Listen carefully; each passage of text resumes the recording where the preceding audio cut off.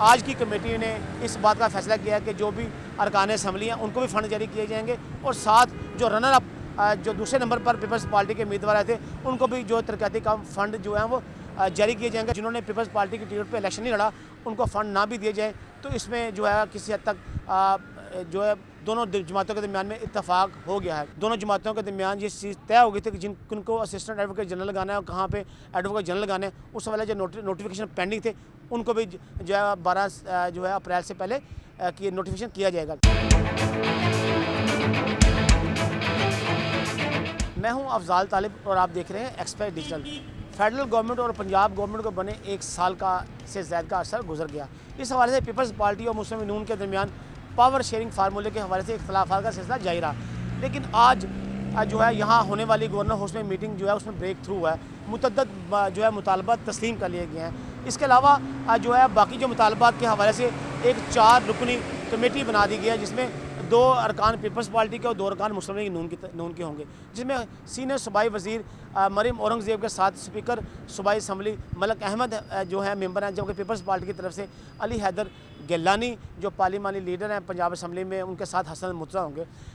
जो 12 तारीख तक जो चीज़ें तय हो गई हैं उस per day by day meeting करने के बाद के वो किस हद तक अमल दरामद हुआ है और जो नहीं हो सकेंगी उसके हवाले से जो 12 अप्रैल को दोबारा मीटिंग होगी उसमें वो चीज़ें पेश की जाएंगी और फिर जो पीपल्स पार्टी और मुस्लिम नून की मरकज़ी क़यादत है उस पर बैठकर जो बातचीत करेंगे ताकि जो मसाइल रह जाएंगे उसको भी हल किया जा सके। तो इस हवाले से ये एक अच्छी जो है वो आज की बैठक सियासतदानों के दरमियान हुई है, जिसमें जो फैसले किए गए हैं उसके मुताबिक ख़ास तौर पर डेवलपमेंट के हवाले से पीपल्स पार्टी के अरकान असम्बली और साबक जो रनर अप रह गए थे, जो किसी कम वोटों से या ज़्यादा वोटों से हार गए थे, वो उनके हवाले से था। उसमें आज की कमेटी ने इस बात का फैसला किया है कि जो भी अरकान असम्बली हैं उनको भी फ़ंड जारी किए जाएंगे और साथ जो रनर अप जो दूसरे नंबर पर पीपल्स पार्टी के उम्मीदवार आए थे उनको भी जो तरक्याती काम फ़ंड जो हैं वो जारी किए जाएंगे ताकि वो अपने अपने इलाकों में तरक्याती काम करवा सकें। लेकिन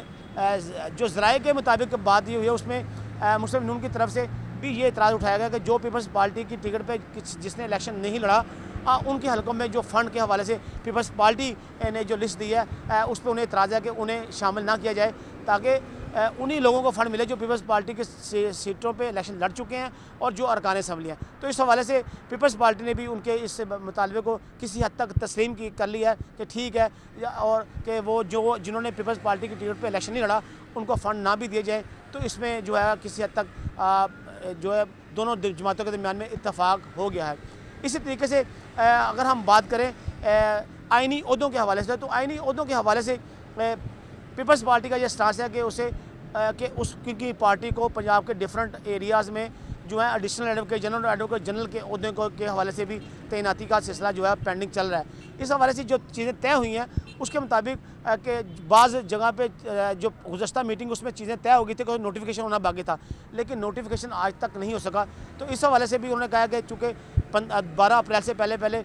जो दोनों जमातों के दरमियान ये चीज़ तय हो गई थी कि जिनको असिस्टेंट एडवोकेट जनरल लगाना है और कहाँ पे एडवोकेट जनरल लगाना है, उस वाले जो नोटिफिकेशन पेंडिंग थे उनको भी जो है 12 जो है अप्रैल से पहले कि नोटिफिकेशन किया जाएगा।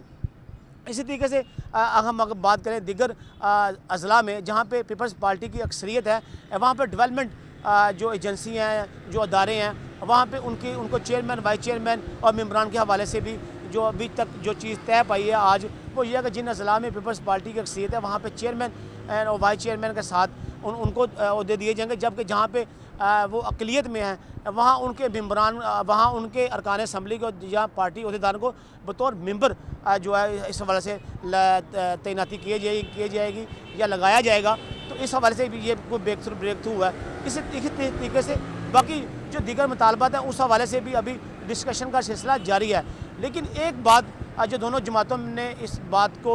मुतफ़िक़ा तौर पर तस्लीम किया है कि पाकिस्तान के मौजूदा हालात जो बड़े गंभीर सूरत हाल से दो चार है, जहाँ पे अंदरूनी और बैरूनी दहशतगर्दी के साथ साथ मुआशी परेशानियाँ भी हैं। दोनों जमातों के रहनुमा ने इस बात पर इत्तफ़ाक़ किया है कि चूँकि जब उन्होंने इक़्तिदार संभाला था और तब जो है पाकिस्तान की मईशत जो है वो